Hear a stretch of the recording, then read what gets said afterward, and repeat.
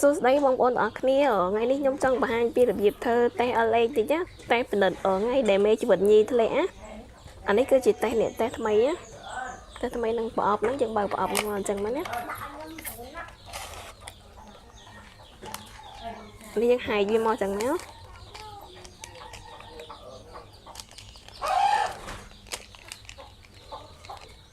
នេះក្នុងនេះមាននេះ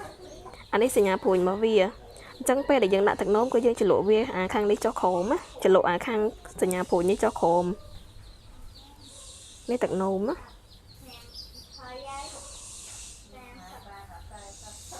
ពេលយើងចលក់វាយើងកុំដាក់វាតតលិចពេកណាហើយយើងកុំត្រាំវាចោលនៅក្នុងហ្នឹង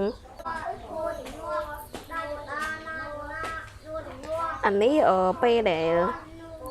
វាលោតពេញបងប្អូនមួយចំនួនក៏សួរខ្ញុំថាពេលលោតពេញហ្នឹងលោតពេញមិនពេលលោតពេញហ្នឹងទឹកនោមវាលោតពេញហ្នឹង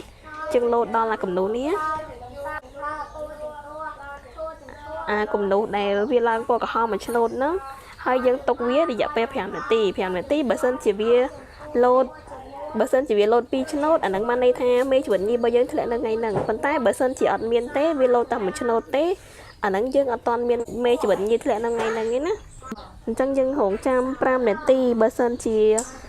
វាឡើង2ឆ្នូតបានន័យថាមេជីវិតធ្លាក់ថ្ងៃហ្នឹង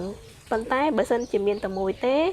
យើងអត់មានមេជីវិតញីធ្លាក់នៅថ្ងៃហ្នឹងទេហើយការដែលធ្វើតេស្តហ្នឹងគឺយើងធ្វើតេស្តចាប់ពីថ្ងៃទី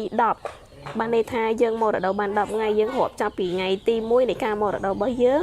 រាប់គ្រប់10ថ្ងៃហើយយើងចាប់ផ្ដើមផលិតធ្វើតេស្តហ្នឹងរហូតតតែថ្ងៃដែលធ្លាក់មេជីវិតញីបានន័យថាយើងធ្វើតេស្តចាប់ពីថ្ងៃទី10រហូតដល់ថ្ងៃទី19រយៈពេល10ថ្ងៃហ្នឹងថ្ងៃដែលមេជីវិតញីធ្លាក់គឺមានតែមួយថ្ងៃទេអញ្ចឹងយើងអត់ដឹងថាវាធ្លាក់នៅថ្ងៃណាទេហើយយើងមានឧបករណ៍តេស្តនេះសម្រាប់ជំនួយដល់ការពិនិត្យយើងធ្វើតេស្តសម្រាប់អ្នកគាត់ចង់បានកូនប្រុសឬមួយក៏កូនស្រីណា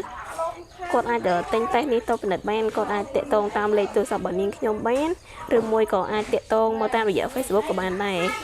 អញ្ចឹងយើងខាងថាគ្រប់5នាទីហើយអាតេស្តនេះវាអត់មានលោតឡើងមកពីគំនូទេណាអត់មានពីគំនូទេអញ្ចឹងមានតែមកគំនូទេអញ្ចឹងមេជីវិតញីរបស់ខ្ញុំអត់មានធ្លាក់នៅថ្ងៃហ្នឹងទេណាបើសិនជាបងប្អូនចង់ដឹងច្បាស់គាត់អាចខលមកសួរព័ត៌មានលម្អិតឬមួយក៏ឆាតមកតាមរយៈ Facebook របស់ខ្ញុំបានអរគុណ